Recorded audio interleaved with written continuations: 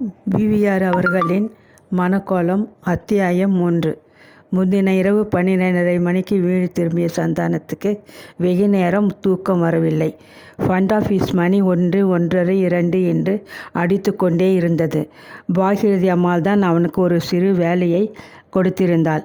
ஆனால் போன இடத்தில் யாரை தேடிக்கொண்டு சந்தானம் சென்றானோ அவரை ஏற்கனவே 7-8 வருடங்களுக்கு முன் அவனுக்கு இன்னொரு நண்பன் மூலம் தெரியும் என்ற திருப்தி உண்டாயிற்று. அவர் பழைய கதைகளையெல்லாம் பேசி பேசி 12 மணி வரை இழுத்து விட்டார். அவர் போட்டு போட்டு துப்பிய வெற்றிலை புகையிலையை இப்போது நினைத்து போதும் சந்தானத்துக்கு வெறுப்புதான் தோன்றியது. 2:30 மணிக்கு மேல் சந்தானம் தூங்க ஆரம்பித்தான். என்றாலும் என்றும் போல 5 மணிக்கே எழுந்து விட்டான். அதிகாலையில் எழுந்திருக்கும் பழக்கம் கூட பிறந்தது போல நிலைத்து விட்டது அவனிடம். படுக்கையை சுருட்டி வைத்துவிட்டு பிரஷ்ஷில் பட்பஸை ஒட்டியபடி தோளில் துண்டை போட்டவனாய் கிணற்றடியை நோக்கி நடந்தான். கூடத்தில் விளக்கு இல்லை. இன்னும் விடியாத அதிகாலை. சந்தானம் மெதுவாக நடந்தான். படுக்கை அறையில் 3 பெண்களில் ஒருத்தி லேசாக குரைட்டை விடும் ஒலி கேட்டது. எல்லோரையும் விட பருமனான கமலாதான் இப்படி குரைட்டை விடுகிறாள் என்று தன்னுள் நினைத்து கொண்டே சந்தானம் தாழ்வாரத்துக்கு வந்தான். சமையலறை விளக்கு எரிந்து கொண்டிருந்தது. பாகிரதி அம்மாளின் சிவப்பு சுங்கடி புடவை அவன் கண்ணில் பட்டது. ஜில்லென்று குளிர்காற்று முகத்தில் வீச அவன் கிணற்றில் இருந்த குடத்தை பார்த்தான். அதில் ஏற்கனவே தண்ணீர் இருக்கவே பாகிரதி அம்மாள் தான் வைத்திருக்க வேண்டும் என்ற நினைப்பில் செம்பில் ஊற்றினான். பல் தேய்க்கும் போது கண்கள் மாமரத்தை பார்த்தன. சமையலறையின் மங்கிய வெளிச்சத்தில் மாமரத்தின் பிரம்மாண்டமான உருவம்தான் தெரிந்ததை தவிர வேற ஒன்றும் கண்ணுக்கு தெரியவில்லை. ஆனால் அன்று சாயங்காலம் அவன் பார்த்த கோடிக்கணக்கான மாம்பூக்கள் நினைவுக்கு வந்தன. இந்த கோடிக்கணக்கான பூக்களில் சில 100களே பூத்ததன் பயனை அடையப் போகின்றன. மற்றவையெல்லாம் காற்றில் பறந்தும் மண்ணிலை விழுந்தும் மடியப் போகின்றன. இந்த எண்ணங்கள் எழுந்தபோது பாகிரதியின் 3 பெண்களும் மணக்கண் முன்னால் வந்து நின்றார்கள். இந்த 3 பேரும் எந்த வகையை சேர்ந்தவர்கள்?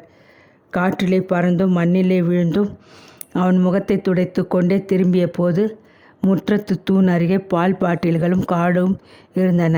சித்திரகுளம் பால் டெப்போவிலிருந்து காலை நேரத்தில் பால் வாங்கும் பொறுப்பை அவனாகவே தான் ஏற்றுக்கொண்டான். பாகிரதி அம்மாளால் சமையலறையை அனாதையாக விட்டுவிட்டு செல்ல முடியாது.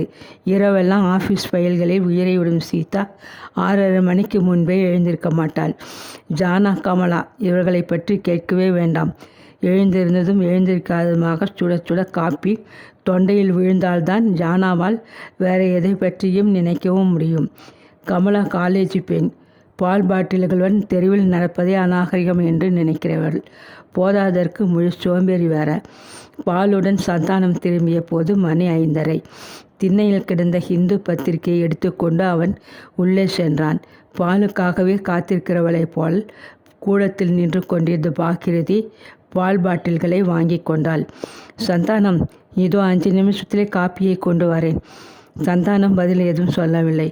கடந்த பல வருடங்களாக தினம் தினம் அவளும் இப்படி சொல்கிறாள். எங்கே அவன் அவசரப்பட்டு பொறுமையை இழக்கிறானோ என்ற பயம் அவளுக்கு. ஆரம்ப நாட்களில் அவனை பூரணமாக தெரிந்து கொள்ளாத போது இம்மாதிரி பயம் என்றாவது சரியாக இருக்கலாம். ஆனால் அவனை இப்போது நன்றாக புரிந்து கொண்டுள்ள பாகிரதி இன்னமும் இப்படி சொல்லவானேன்? ஒருவேளை பழக்க தோஷமோ? அத்தியாயம் 4. ஒற்றை நாடி உடம்பு என்று சொல்லுவதை விட குச்சியான உடம்பு என்றுதான் பாகிரதியை பார்த்தவர்கள் சொல்வார்கள். ஒட்டிய கன்னங்கள், குழியிட்ட கண்கள், உடம்பின் நிறமே மாறி வெளிரி போன நிறம், எந்த நிறத்திலும் சேராத ஒரு தனி நிறம். தலை முழுதும் ஒரே தும்பை பூ போன்ற வெண்மை. அவளை பார்க்கும் போதுவெல்லாம் சந்தானத்தின் உள்ளம் கசியும். இவள் ஏன் எதற்காக உயிரை இத்தனை சிறிய எலும்பு கூண்டுக்குள் வைத்து கொண்டு காற்றில் அகல் விளக்கணையாமல் இருக்க வேண்டுமே என்று தவிக்கிறவளைப் போல தவிக்கிறாள். அவளுக்கு தெரியும் இனிமேல் தான் வாழ ஒன்றும் இல்லை என்று. ஆனால் பாகிரதி தனக்காகவே வாழும் கூட்டத்தைச் சேர்ந்தவள் இல்லையே. அவள் வயிற்றிலிருந்து விழுந்த 3 பூக்கள் காற்றில் விழுந்தோ மண்ணில் புதைந்தோ போகாமல் இருக்க அவர்கள் பிறந்த பிறவியின் பயனை அடைய வேண்டுமே என்ற ஒரே துடிப்போடு அல்லவா அவள் வாழ்கிறாள். சற்றைக்கெல்லாம் காப்பு வந்தது. நேற்று பார்த்தே சந்தானம், உனக்கு என்ன தோன்றது? என்று டம்ளரையும் டபராவையும் கொடுத்து கொண்டே அவள் கேட்டாள். எதனையோ எதிர்பார்க்கிறவளுடைய ஆர்வம் குரலில் ஒலிக்காவிட்டாலும் அவளுடைய மனத்தின் ஆதங்கத்தை சந்தானம் புரிந்து கொண்டான்.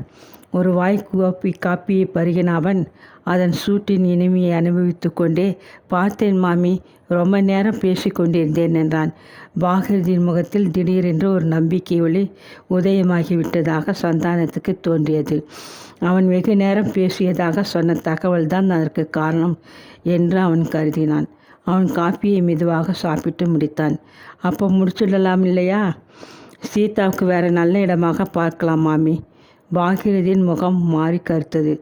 ஏன் 600 சம்பளம், சொந்த வீடு வேறு இருக்குது. எதுக்கு மாமி சீதா 2ஆம் தரமாக போகணும்? அது தெரிந்தது தானே இந்த வரனை பார்த்தோம். எனக்கு அப்போதே பிடிக்கவில்லை. ஏதோ உங்கள் வார்த்தையை தட்டப்படாதுன்னு தான் நானும் ஒத்துப்போனேன். பெண்களுக்கு வயசு ஏற ஆரம்பித்தா விஷம் போல ஏறும். இன்னும் கொஞ்சம் பொறுங்கள். அவசரப்பட்டு 40 வயசுக்காரனுக்கு அவன் தயாராக இருக்கிறான் என்கிற காரணத்துக்காக சீதாவை பழி கொடுக்க வேண்டாம். சீதாவுக்கு இந்த மாசிக்கு 27 நிறையிறது. இருக்கட்டும், நீங்கள் இதிலே பிடிவாதமாக நின்றால் சீதாவுக்கே பிடிக்காது. இந்த ஒரு வரணும் போய்விட்டால் இன்னொன்று இது மாதிரி இன்னொன்று கிடைக்க வேண்டாம். இதைவிட நல்லதாக கிடைக்கட்டும். அது இந்த ஜென்மத்தில் கிடைக்காது. மாமி, நானும் ஏதாவது பார்க்கிறேனே. இந்த பிள்ளையை கட்டோடு பிடிக்கவில்லை. பார்த்தால் 45 வயசுக்கு மதிப்பு போடுவார்கள். உயரமே இல்லை. போதாதற்கு தொந்தி வேற. வேண்டாம் மாமி. சீதாவுக்கு என்னதான் வயசானாலும் அவளை ஜென்மம் முழுதும் அழ வைக்கக்கூடாது. பாகிரதி மேலே ஏதும் பேசாமல் காலி டம்ளருடன் திரும்பினாள். ஆனால் அவள் மனதில் வைராக்கியமான முடிவு பிறந்து விட்டதை வெளியில் சொல்லவில்லை. சந்தானமும் தன் அறையை நோக்கி நடந்தான். ஏதோ ஒரு காரியத்தில் பிரமாதமான வெற்றியை கண்டுவிட்டவனைப் போல அவனுடைய மனம் திருப்தியில் ஆய்த்தது. ஆனால் பாகிரதியின் மனதை அவள் பூர்ணமாக புரிந்து கொள்ள முடியவில்லையே. முன்பின் உறவோ பழக்கமோ இல்லாத பாகிரதியின் குடும்பத்தோடு சந்தானத்தின் வாழ்க்கை ஒட்டி கொண்டது ஒரு விசித்திரம்தான்.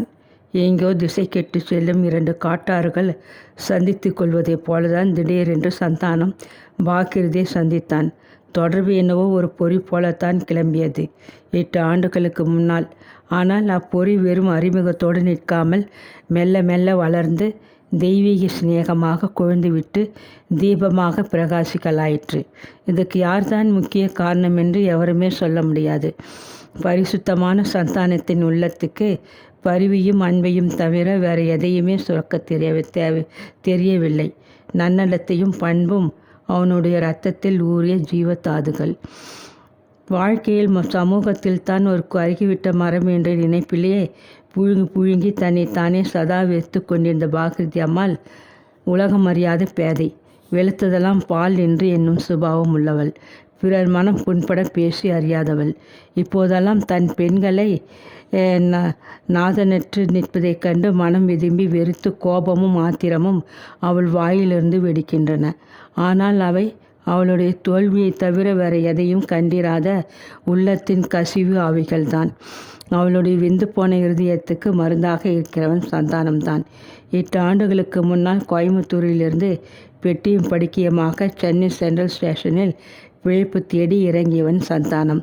அவன் மீது அபிமானம் கொண்ட பிரமுகர் கொடுத்திருந்த கடிதத்துடன் அவன் அளவில்லாத நம்பிக்கையுடன் வந்த அன்றே கோதண்டராமனை பார்த்தான். வேலையும் கிடைத்தது. பல்லை கடித்து கொண்டு ஓராண்டு காலம் கோதண்டராமன் மனசாட்சியை குழி தோண்டி புதைத்து விட்டு செய்யும் வியாபாரத்தில் அவருடைய கருவியானான். அதன் பிறகு அவனுக்கும் திடீரென்று விடிவு பிறந்தது. ஒரு பிரபல கம்பெனியில் வேலை கிடைத்தது. 1 வருட காலத்தில் தன் வியாபாரத்தை முழுதும் அறிந்திருந்தும் சந்தானம் நேர்மையாகவே இருந்திருக்கிறான் என்ற திருப்தியில் கோதண்டராமன் அவனுக்கு 1 மாத சம்பளத்தை வெகுமதியாக கொடுத்தே அனுப்பினார். முதலில் மயிலாப்பூரிலே ஒரு தூர பந்துவின் வீட்டில் தங்கியிருந்த சந்தானம் வேறு இடம் பார்க்கலானான். உறவினரே தம் பெரிய குடும்பத்துடன் கொண்டு குடித்தனத்தில் திண்டாடி கொண்டிருந்தார். சந்தானம்தான் வேற பாரமாக இருப்பதை விரும்பவில்லை. அவனுடைய அதிர்ஷ்டம் சீக்கிரத்திலே ஒரு தனி அறை கிடைத்தது. அதுதான் அரிசிக்காரன் தெருவில் பாகிரதி அம்மாள் குடியிருந்த வீட்டில். ரேழிக்கு வலதுபுறமாக திண்ணைக்கும் குடத்துக்கும் நடுவே இருக்கும் அறை.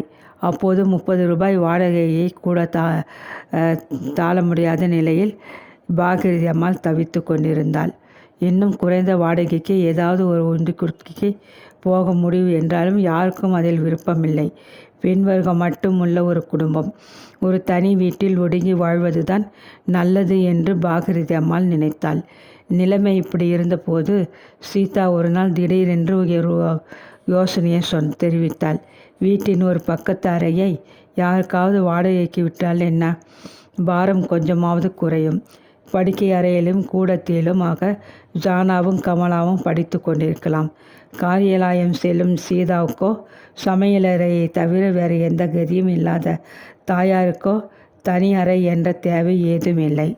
எடுத்து எடுப்பிலேயே பெண்ணின் யோசனையை நிராகரித்த தாயார் நாள் செல்ல வீட்டு செலவுகளும் பண கஷ்டமும் நெருங்க மெல்ல மெல்ல சீதாவின் யோசனையை அலசி பார்த்தாள். பொருளாதார பிரச்சனை மற்ற எல்லா பிரச்சனைகளையும் விழுங்கி கொண்டு அவள் முன் பயங்கரமாக எழுந்தது. என்னதான் வாயை கட்டி வயிற்றை கட்டி வாழ்ந்தாலும் ஒரு எல்லைக்கு மேல் அவளால் தாழ முடியவில்லை. மாத கடைசியில் பஸ்ஸுக்கு சில்லர் இல்லாமல் சீதா 3 மைல் நடந்து வருவதைக் கண்டு ரத்தம் கசிந்தது. 3 பெண்களை உத்தேசித்து பாகிரதி அம்மாள் கடைசியில் சீதாவின் எண்ணத்துக்கு இசைந்தாள். ஆனால் தையற்காரர்களோ சின்னாலப்பட்டு புடவைக்காரர்களோ இல்லை அல்லது இது போன்ற சிறு தொழில்களில் ஈடுபட்டிருப்பவர்களோ வரக்கூடாது என்று மட்டும் கண்டிப்பாக சொல்லிவிட்டாள். அறை தேடி வருபவரை அங்கீகரிக்கும் பொறுப்பு தாயாருடையதான் என்று சீதா வாக்களிக்கவே பாகிரதி அம்மாள் ஒருவாறு திருப்தி அடைந்தாள். 2-3 பேர்கள் வந்து போன பின் சந்தானம் ஒரு நாள் மத்தியானம் வந்து நின்றான். அப்போது வீட்டில் பாகிரதி அம்மாள் மாத்திரம்தான் இருந்தாள்.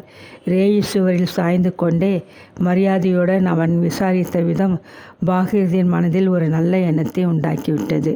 சந்தானத்தின் சாந்தம் ததும்பிய முகமும் தாழ்ந்த குரலும் பாகிரதி கவரவே அவள் மேலும் மேலும் அவனுடைய குடும்பத்தை பற்றி விசாரித்தாள். அவன் தன் வரலாற்றை சொல்லி முடித்த போது பாகிரதியின் கண்கள் கனத்தன. அவளைப் போலதான் அவனும். நிர்கதியாக விடப்பட்ட எத்தனையோ குடும்பங்களில் சந்தானத்தின் குடும்பமும் ஒன்று என்று அறிந்தபோது அந்த அனாதை தன்மையை இருவருக்கிடையில் ஒரு பாலமாக அமைந்துவிட்டது. தாயையும் தந்தையும் இழந்த அவன் என்னதான் இரக்கத்துக்கும் தாட்சிணியத்துக்கும் உட்பட்டாலும் அவனுடைய வயதை கண்டு பாகிரதி பயந்தாள். 24 வயது இளைஞனை 3 பெண்கள் இருக்கும் வீட்டிற்குள் அனுமதிப்பதா? இந்த கேள்விக்கு அவன் மனம் திருப்திகரமான எந்த பதிலையும் தர முடியாமல் தவித்தது. ஆனால் பாகிரதி அம்மாளின் அசைக்க முடியாத தன்னம்பிக்கையும் அவளுடைய நிலையால் திடீரென்று தோன்றிவிட்ட தைரியமுமே கடைசியில் பதிலளித்தன. சந்தானத்தை போன்ற பிள்ளைகள் வீடு நிறைய குழுமி இருந்தாலும் அவர்களால் எந்த பெண்ணுக்கும் எந்த விதமான ஆபத்தும் வராது என்று அவள் நம்பினாள். இந்த உள்ளுணர்வின் தீர்ப்பே அவனுக்கு முடிவையும் சொல்லிற்று. ஆனால் சந்தானம் அறை கிடைக்கிறது என்ற சந்தோஷத்தில் உடனேயே ஏற்றுக்கொள்ளவில்லை. அவளுடைய பெண்களை ஒரு தடவைக்கு 2 தடவையாக கலந்து ஆலோசித்து முடிவு கூறும்படி சொல்லிவிட்டு சென்றான் சந்தானம். மறுநாள் அவன் வந்தபோது பாகிரதி புன்முறுவலுடன் அவனை வரவேற்றாள். அன்றைக்கு தோன்றிய புன்முறுவல் இன்று வரை மாறவில்லை. முன்பின் தெரியாத ஏதோ ஒரு குடும்பத்திலிருந்து வந்த சந்தானம் இன்று பாகிரதி பெறாத பிள்ளை.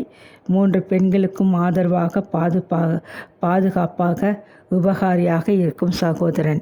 அவனை புரிந்து கொள்ளவே யாரும் கஷ்டப்படவில்லை. ஜானாவும் கமலாவும் அவனை கேலி செய்தார்கள். அவன் சிரித்தான்.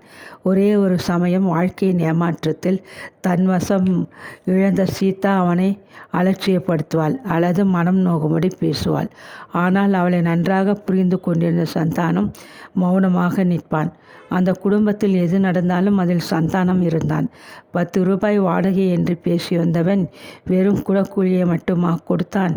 எத்தனை முறை பணம் இல்லாமல் மெல்லவும் இயலாமல் விளங்கவும் முடியாமல் பாகிரதி அம்மாள் தவித்திருக்கிறாள். எத்தனை முறை சீதா நாசுக்காக உதவி கோரி வந்திருக்கிறாள். அப்பொழுதெல்லாம் சந்தானத்தை தவிர வேறு யார் ஒடிந்து விழும் கிளையை தாங்கி கொண்டு நின்றிருக்கிறார்கள்? ஆஸ்பத்திரியில் பாகிரதியின் மனதில் சந்தானத்துக்கும் சீதாவுக்கும் நல்ல பொருத்தம் இருக்கிறது என்று சபலம் இருந்தது. ஆனால் சந்தானமே அவளுடைய சபலம் மேலும் வளராதபடி தகர்த்தெறிந்து விட்டான். அதற்கு பின் பாகவதி தன் ஆசையை என்றுமே வளர்த்ததில்லை. அன்றைக்கு 100 ரூபாய் சம்பளத்தில் உத்தியோக வாழ்க்கையை தொடங்கிய சந்தானம் இன்று கை நிறைய 500 ரூபாய் வாங்குகிறான். அவனுடைய பணத்துக்கு என்ன செலவு? தாயார் இருக்கிறாளா? தந்தை இருக்கிறாரா? இல்லை அண்டி வாழ தம்பி தங்கைகள் இருக்கிறார்களா? கம்பெனி அளிக்கும் போனஸும் சம்பளத்தில் மிச்சமாகும் பணமும் பேங்கில் உறங்க ஆரம்பித்தன. சுமார் 7:30 மணிக்கு சந்தானம் பேப்பருடன் கூடத்துக்கு வந்தான். அதே சமயம் உள்ளிருந்து பாகிருதி அம்மாள் வந்தாள். காலையில் தன்னுடைய அபிப்பிராயத்தை ரொம்பவும் ஆணித்தரமாக சொல்லிவிட்டோமே என்ற கவலை அவன் மனதில் திடீரென்று எழுந்தது. ஆனால் அதை புரிந்து கொள்ளாத பாகிருதி அம்மாள், சந்தானம், வெந்நீர் ஆறிவிடுறதுக்கு முன்னாலே குளிச்சுடு என்றாள். அதே கணத்தில் அவளுடைய குரலை அடக்கி கொண்டு கமலாவின் இரைச்சல் வீட்டை 2ஆக பிளந்தது. அம்மா, ஜானா புதுசாக கடிகாரம் வாங்கியிருக்கா. சீதாவும் அம்மாவும் ஒன்றும் புரியாமல் விழிக்க அசட்டு சிரிப்புடன் ஜானா சந்தானத்தை பார்த்தாள். சமையலறையில் பாகிருதி அம்மாளுக்கு வேலை ஓடவில்லை. சீதாவுக்கு பார்த்திருக்கும் வரனை அவள் நிச்சயமாக நடந்தேறிவிடும் என்று நம்பியிருந்த வரனை சந்தானம் ஒரேடியாக ஒதுக்கியது மட்டுமல்லாமல் நிர்தாட்சியத்துடன் பேசியதை நினைத்த போது மனம் அலைப்பாய்ந்தது. ரகுபதியை அவன் பார்த்ததில்லையானாலும் அவனுடைய அத்தை அலமேல் அம்மாளை அவள் 3-4 ஆண்டுகளாக அறிவாள். கதா காலட்சேபங்களிலும் கோவிலிலும் உண்டான பரிச்சயம் நாளடைவில் சிநேகமாகவே மாறிவிட்டது. அலைமேலு சொல்லித்தான் பாகிருதிக்கே இந்த வரனில் ஒரு பிடிப்பும் ஏன் ஒரு மோகமும் கூட ஏற்பட்டது. ரகுபதி கல்யாணமான 2-3 மாதங்களிலே மனைவியை இழந்தவன். கல்யாணமான பின் அவள் அவனுடைய வீட்டுக்கு போகும் முன்னையே டைஃபாய்டு ஜுரத்தில் விழுந்தவள் தானாம். தாலியை கட்டினவனானாலும் ரகுபதி ஒரு முழு பிரம்மச்சாரி என்றே நம்பினாள் பாகிருதி. இந்த ஓர் எண்ணமே பெண் இரண்டாந்தாரமாக வாழ்க்கைப்படுகிறாள் என்ற நினைப்பை அடியோடு மறைத்தது. சீதாவிடம் அவள் இதுவரை நேர்முகமாக பிரஸ்தாபிக்கவில்லை. ஆரம்பத்திலேயே அவள் முட்டுக்கட்டை போட்டு விடுவாளோ என்ற பயம் தாயாருக்கோ. பூர்வாங்க காரியங்களை ஒருவாறு முடித்துவிட்டால் சீதாவிடம் சொல்லிவிடலாம். அதன் பின் சீதா ஒப்புக்கொள்ள மாட்டாள் என்பது தெரிந்ததுதான். ஆனால் பாகிருதி ஊர் நியாயத்தையும் உலக நியதியையும் எடுத்து சொல்லி கண்ணால் கண்ணீர் விட்டு வாயால் கெஞ்சி சீதாவின் காலை வேண்டுமானாலும் பிடித்து அவளுடைய சம்மதத்தை பெற்று விடுவாள். இந்த பூர்வாங்க காரிய நிமித்தம்தான் சந்தானம் ரகுபதியை முந்தின இரவு சந்தித்தது. சந்தானத்தினுடைய அபிப்பிராயம் என்னதான் ஏற்றுக்கொள்ளப்பட வேண்டியதொன்று என்று கட்டாயம் இல்லாவிட்டாலும் அவனுடன் இத்தனை நாட்கள் பழகிய தோஷத்தாலும் அவன் மீது இயல்பாகவே பாகிருதி கொண்டிருந்த நம்பிக்கையாலும் என்ன செய்வது என்று தெரியாமல் அவள் தவித்தாள். காலையில் காஃபி சாப்பிடும்போது இருவருமே கொஞ்சம் அவசரப்பட்டு விட்டதாக தோன்றியது பாகிருதிக்கு. மெல்ல சாவகாசமாக சந்தானத்துடன் இன்னொரு தடவை பேச வேண்டும் என்று ஒரு முடிவுக்கு வந்தாள். இந்த வரனை பற்றிய விஷயத்தில் அவன் வாயிலிருந்து ஏதேனும் ஒரு நல்ல வார்த்தை வந்தால் அவளுக்கு போதும். அதை பிடித்து கொண்டு அவள் அபிப்பிராயத்துக்கு அங்கீகாரத்தை பெற்றுவிடுவாள். சிந்தனையின் போராட்டத்தினோடு அவள் சுமார் 7:30 மணிக்கு கூடத்துக்கு வந்தபோதுதான் கமலாவின் அலறல் காதில் அறைந்தது. அம்மாவை கண்டதுமே கமலா, அம்மா அம்மா இதை பாரேன், ரோல்டு கோல்டு கடிகாரம் புடவைக்கு நடுவிலே ஜானகி வாங்கி வச்சிருக்கா. கேட்டேன், பதில் சொல்ல மாட்டேன் என்கிறாள் என்றாள். மின்சார ரயில் வேகத்தில் வார்த்தைகள் விரைந்தன. அதுக்கு ஏண்டி இப்படி அலறே? என்ன ஜானா, கடிகாரம் வாங்கியிருக்கிறியா? என்னதான் நிதானமாக கேட்டாலும் குரலில் கடுமையும் வேதனையும் ஒலித்தன. சீதாவை பற்றி உள்ளத்தில் புகைந்து கொண்டிருக்கும் வேதனைதான் அது என்று யாருக்கு தெரியும்? ஜானா சந்தானத்தை பார்த்து லேசாக சிரித்தாள். என்னடி அம்மா ஏதோ கேட்குற, நீ அலட்சியமாக சிரிக்கிற என்றாள் கமலா. பிறகு ஏன் அக்கா நீ பேசாமல் இருக்கே என்று கேட்டாள் சீதாவை பார்த்து. ஏதோ ஃபைலில் மூழ்கியிருந்த சீதா, என்னை 2 பேரும் தயவு செய்து எதிலும் இழுக்காதீர்கள். எனக்கு இந்த வீட்டிலே யாரை சொல்லவும் உரிமை இல்லையே என்றாள். சந்தானம் மெதுவாக தன் அறைக்கு பின்வாங்கி அறை வாயிலில் நின்று கொண்டான். என்னதான் இந்த குடும்பத்தின் ஒரு அந்யோன்யம் இருந்தாலும் தர்க்கத்தில் கலந்து கொள்வதை விட வேடிக்கை பார்ப்பதே நல்லது என்று அவன் நினைத்தான். பதில் சொல்லாத ஜானாவை பார்த்த பாகிருதிக்கு ஆத்திரம் பீறிட்டு கொண்டு வந்தது. ஜானா, இது ஏது கடிகாரம்? வாங்கினேன் அம்மா. ஏன் முன்னமே சொல்லலே? நேற்று தான் அம்மா வாங்கினேன். ராத்திரி சொல்ல சந்தர்ப்பம் அமையல. இன்னைக்கு சொல்லணும்னு இருந்தேன். அதை கேட்கவில்லை. வாங்கிறதுக்கு முன்னாடி ஏன் என்கிட்ட சொல்லலைன்னு தான் கேட்கிறேன். கேட்டால் நீ வேண்டாம்னு சொல்லியிருக்க போறியாம்மா என்று ஜானாவின் குரல் கெஞ்சலுக்கு இறங்கியது.